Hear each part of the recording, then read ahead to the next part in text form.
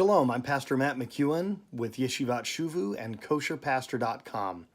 Thank you for joining me in this video, and today we're going to dive into a series on prayer, specifically Jewish prayer, and how it differs from prayer in the Christian world. In the Jewish world, and there are some factions of the Christian world where a prayer book is used, like the Book of Common Prayer or something like that, or maybe in your church you have a daily devotional or something like that you use. But the prayer book, or in Hebrew we call this the sidur.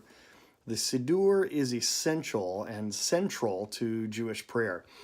Now, the particular sidur that I'm going to be reading out of is the Koren sidur, specifically the Koren Sachs sidur. And what that means is it has commentary by Rabbi Jonathan Sachs, who is a very influential rabbi in the UK, in England.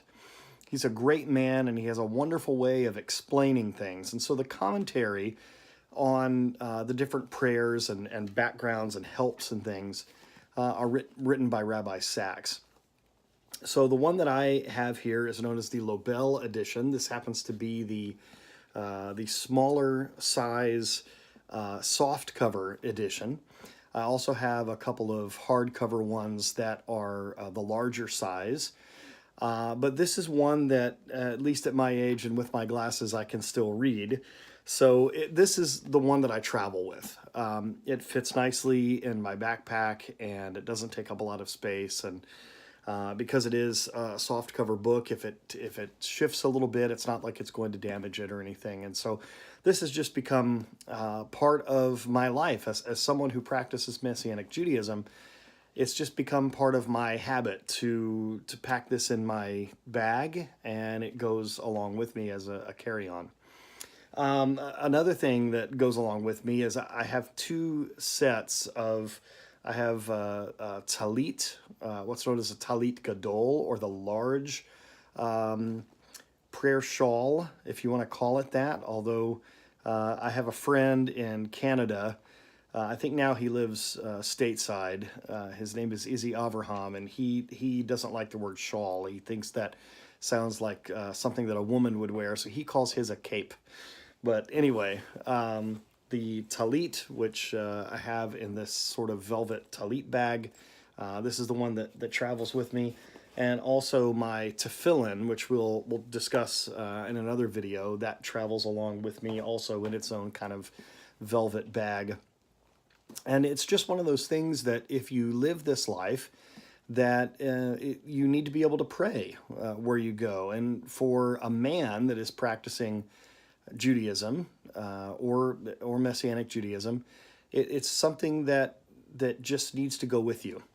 So just looking at the first prayer that I pray in the morning, I wanted to tell you about this particular prayer called the Modeh Ani. Modeh Ani. And it's a wonderful prayer of thanksgiving. And it's not only a wonderful prayer of thanksgiving, but as my Rosh Yeshiva, as Rabbi Shapira has pointed out, it's a prayer about resurrection. Now, I do want to mention the rabbis that I study under. I have a local rabbi here that I'm very grateful for, Rabbi Dr. Bruce Tucker, who leads Congregation Beth Judah Messianic Synagogue in Ormond Beach, Florida, which is just a few minutes away from me, about 15 minutes away from me. And that's where me and my family go on Shabbat, on Saturday. That's where we go and worship. And it's a wonderful congregation, very welcoming, and Rabbi Bruce and Rebitz and Glenda, his wife, are wonderful people, great shepherds, wonderful teachers. They actually both are educators. They come from the education world, and I like that. I learn best, and I worship best. I identify with God through learning.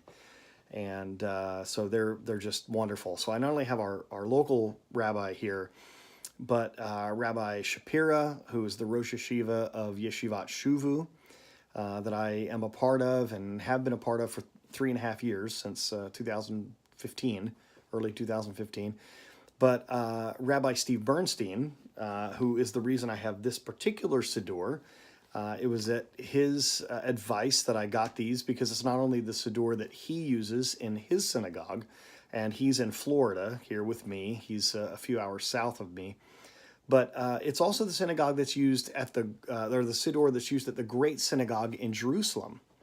So if you're visiting Jerusalem and you have a chance to go to a service at the Great Synagogue, you'll know your way around the sidur already. And what's great about the different sizes of the Koren Sachs sidur is no matter what size you get, the page numbers are the same. And that is extremely helpful. So that if someone needs to know what page you're on, you can simply tell them, and it doesn't matter what size. If you have the smaller personal version or one of the larger ones, it doesn't matter. Also, Rabbi Italki in Toronto, Canada. Rabbi Yeheskel Italki has been an incredible teacher in the yeshiva and an influence on me, and I had an opportunity to visit at his synagogue in Toronto. It's absolutely amazing, and I was able to get an impromptu Torah lesson on a long layover that I had coming back from Israel, actually. We flew from Tel Aviv to Toronto. Who knows why, but that's what we did. And we had a 12-hour layover. So we said, well, there's two things that we need to do. We're so close. Let's go to Niagara Falls for about an hour, and then let's go see Rabbi Italki. So anyway, getting to the sidur itself. So prayer is divided up into 3 times in Judaism, and the first is called shacharit, and that means morning. So it's the morning prayers, and just a wonderful prayer that you start off with. And here's some of the commentary, some of the beautiful commentary that's in this sidur. It says this: on waking, our first thought should be that we are in the presence of God. Since we are forbidden to speak God's name until we have washed hands, the following prayer, which is said without mentioning God's name, acknowledges his presence and gives thanks for a new day and for the gift of life. So wonderful. So here is the Modeh Ani, and it's called the Modeh Ani because that is the first 2 words that you say. It's the first phrase of the prayer. Now, I'm going to read it to you in English because I'm sure most of you speak English. So here's how the Modeh Ani goes in English. I thank you, living and eternal King. If you were interested, the Hebrew goes Modeh Ani lefanecha, melech chai v'kayom. I thank you, living and eternal King, for giving me back my soul in mercy. Some translations will say compassion. I thank you, living and eternal King, for giving me back my soul in mercy. Great is your faithfulness. Now, as someone who comes from a Christian background, someone who comes from the church world, that phrase, great is your faithfulness, it resonates with me. I think of the hymn that I sang growing up. Great is thy faithfulness, O God my Father. There is no shadow of turning with thee. Thou changest not, thy compassions, they fail not.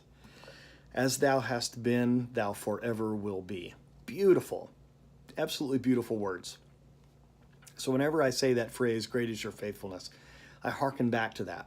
So it's a wonderful way to start the day, and you're actually supposed to, by tradition, say this prayer while you're still in bed. You say this prayer before your feet even hit the floor, and I think that's an interesting thing. Before I even hit the ground running today, Lord, and how many of us do that? How many of us are so busy in our lives that we really do hit the ground running? It's very common in the modern world. So before you even get out of bed, to say this prayer, I thank you, living and eternal King, for giving me back my soul in mercy or in compassion. Great is your faithfulness. It's become such a habit to me that it's not really something I forget to do anymore. I wake up and that's what I do, to start out with this. Now, there's a few things in this prayer that if you come from a Christian background like me, that you might not quite understand. So let me give you a little bit of a Jewish perspective. So, I thank you, living and eternal King. I mean, that's pretty self-explanatory. I mean, thanking God, he is living, he is eternal. That's a wonderful way to start the day. But for giving me back my soul, that's interesting. You see, to the Jewish mind, when you go to sleep, See, it's almost as if we have two souls. It's almost like we have that essence of life that God gives us that keeps us alive, even though we're not active physically while we're sleeping. Obviously, we have these involuntary things that the Lord is allowing to happen, our heartbeat and our breathing and things like that, but we're not conscious. And so we don't have that conscious awareness about us. And so it's almost like, if you want to look at it this way, that there's the kind of lower soul, if you want to call it that, which is just sort of, our body, or just our life, that is just sort of keeping us going. But that eternal part of us, that in Christianity we would call the spirit, that part of us that connects with the Lord, that part of us that is somehow eternal, housed in this temporal body, which is just an interesting concept in and of itself.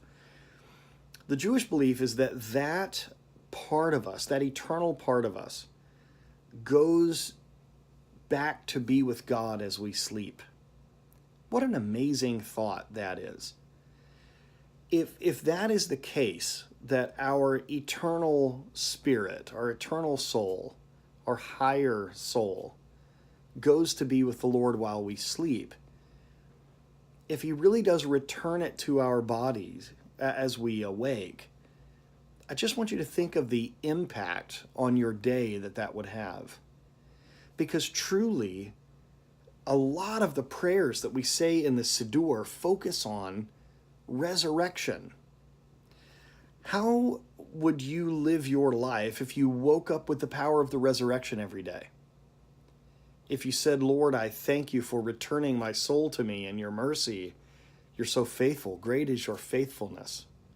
If you woke up every day saying, Lord, as you raised your son to life, as you raised our Messiah, Jesus, in Hebrew we call him Yeshua.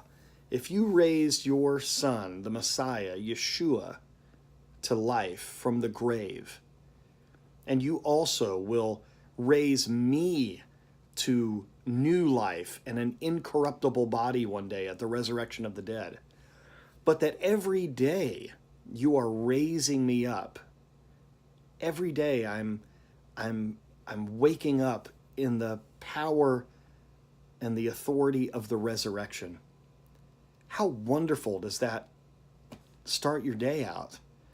Just to say, Lord, I'm so thankful that you've given me life again, that you've given me an opportunity to go around this planet again, that you've given me an opportunity to see where you are at work in the world so that I may join you, where I can partner with you in your redemptive work in this world.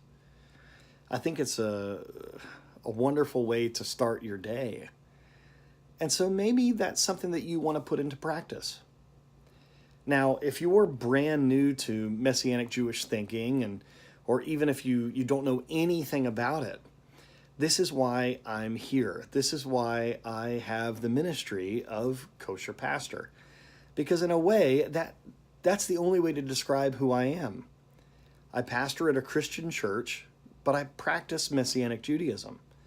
So I grew up steeped in the ways of evangelical Christianity. So I know all about it. I know the terminology. I know the doctrines. I know the theology. I have a master's degree in practical theology from a Christian college. But I also understand Messianic Judaism. And although I haven't been studying Messianic Judaism as long as I have evangelical Christianity, I'm far enough along in it that I think I can bring you along with me on this journey as I am still continuing to learn. And what I learn, I can pass to you. So if we would really wake up in that power of the resurrection, if you would maybe even want to say this prayer as you wake up, I thank you, living and eternal King, for returning my soul to me in mercy. Great is your faithfulness. If you wanted to begin to look at your day as starting with resurrection, I think it's a beautiful thing. I'm not saying that you have to rush out immediately and get a sidur and start praying through it. One thing that I've learned about Judaism is that you do what you can, and you do what you can handle. You don't just jump into the deep end with both feet. That's certainly not what I did. We can take little steps of understanding, and the little bit that we understand, we can put into practice.